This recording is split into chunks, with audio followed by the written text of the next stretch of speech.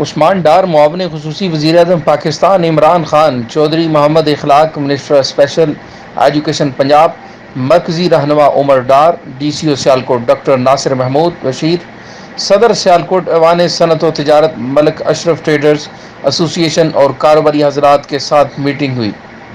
Meeting کے بعد media سے بات چیت کرتے ہوئے کہا کہ کورونا کے لیے ہم سب کو مل کر کام کرنا ہوگا، ہم سب نے انفرادی طور پر اپنا کردار ادا کرنا ہوگا۔ اگر ہم محفوظ ہیں تو ہمارا شہر اور ملک بھی محفوظ ہوگا۔